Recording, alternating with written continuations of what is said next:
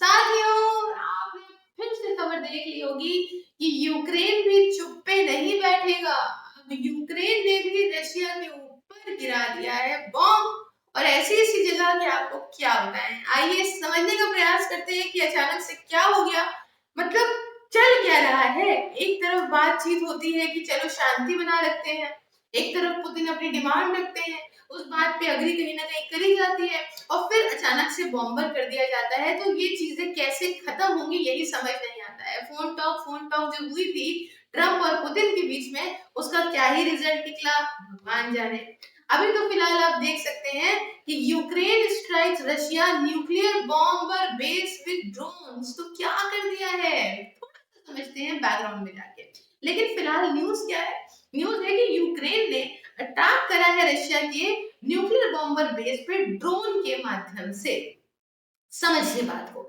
अभी हमने आपके लिए खबर बनाई थी जिसमें मैंने आपको बताया था कि जब ट्रंप ने पुतिन से बात की कि आप 30 डेज का सीज फायर कर दो, तो पुतिन ने साफ शब्दों में कह दिया कि हम सीज फायर तो देखिए नहीं कर पाएंगे, लेकिन हाँ ये आपसे वादा करते हैं कि इनके एनर्जी क्रिटिकल इंफ्रास्ट्रक्चर वगैरह पे हम बॉम्बिंग नहीं करेंगे, ताकि यहाँ के जो लोग हैं उन लोगों को मतलब एनर्जी वगैरह मिलती रहे। ठंड बहुत पड़ रही, इन सब की जरूरत है।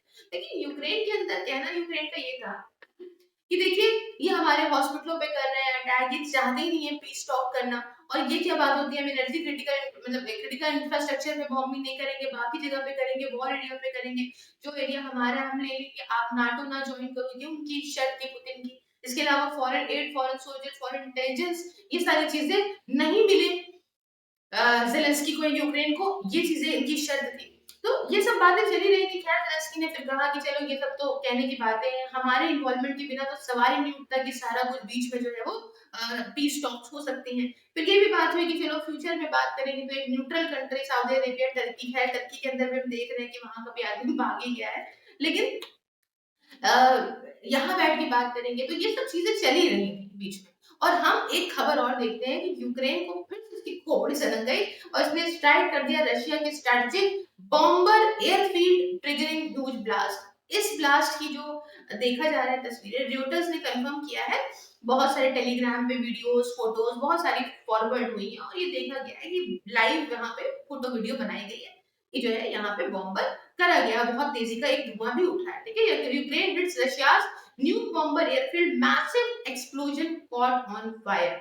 अब यहाँ पे पुतिन का क्या कहना है पहले समझिएगा। रशिया ने की डिफेंस मिनिस्ट्री ने इस बात को क्लेम करा कि डिफेंस शॉट ने वहां की शॉट डाउन करे हैं 132 132 यूक्रेनियन ड्रोन्स को रशिया के रीजन्स में आए थे उनको। यहाँ पे देखा गया है कि ये सब जो है ह्यूज ब्लास्ट हुआ है, हर जगह पे फोटो वीडियोस इस तरीके के देखने को मिले। अब थोड़ा-सा और समझ लीजिए कि यहाँ पे यूक्रेनियन ड्रोन ने स्ट्राइक करा है बॉम्बर बेस को। कीव का ऐसा कहना है। रशिया का न्यूक्लियर जो कैपेबल बॉम्बर्स है ना, रशिया के पास भी जो है, देखिए अब क्या है कि उनके पास न्यूक्लियर कैपेबल बॉम्बर्स हैं। अब वहाँ पे अटैक करना ये है कि उनके इस चीज़ को खत्म करने का प्रयास होगा। उसके अलावा कहा जा रहा है कि इस यूक्रेनियन अटैक में 10 लोगों की इंजर्ड हुए हैं। हालाँकि कोई कैजुअल्टी नहीं मानी जा रही है, कोई मौत वगैरह तो अभी तक नहीं पता चली है। लेकिन हाँ, ये कहा गया है 10 लोग करीब इंजर्ड हुए हैं। वेरिफाइड वीडियोज़ वगैरह आई हैं। अब यहाँ पे समझिए कि किस रीजन में ये काम हुआ, थोड़ा-सा डिटेल से जान लेते हैं। देखिए यूक्रेन ने अभी बृहस्पति को, दैट इज़ यस्टरडे, टारगेट करा रशिया का angle strategic bomber base drones के माध्यम से। अब इसमें आप कहोगे कैसे आ गया इनके पास पैसा? देखिए अभी ड्रोन्स वगैरह कुछ बिलियन डॉलर की फंडिंग दी इन्हें यूके और यूरोपियन यूनियन की कंट्रीज ने। इसके साथ-साथ ट्रम्प ने भी कह दिया कि चलो ठीक है, अब हम तुम्हारा वापस से सब रिज़्यूम करते हैं। तो इनके पास वापस से हथियार आ गए हैं। अब हथियार आने पे वो चुपचाप बैठने से रहे, ज़ेलेंस्की का नेचर तो आप देख ही रहे हैं। तो वो जब रशिया भी नहीं रुक रहा है, तो ऑब्वियस सी बात है इन्होंने भी कहा कि हम भी नहीं रुकेंगे किसी भी हालत में। तो इन्होंने भी वापस जो है वो लौटा दिया सब कुछ।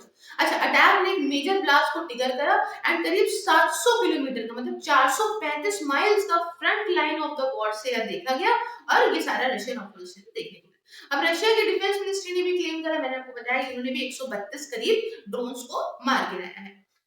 अब रशिया यूक्रेन ने देखिए अटैक करा था अभी ऑयल रिफाइनरी पे सिजन के अंदर, है ना? इन्होंने अटैक किया था सिटी ऑफ सिजन पे, रशिया के समार रीजन में ओवरनाइट। द रीजनल गवर्नर ने बात कोट करी थी। तो इमरजेंसी सर्विसेज काम कर रही थी टेरिटरी में एंटरप्राइज की। According to the preliminary information यहाँ पे कोई कैजुअलिटी देखने को नहीं मिली थी।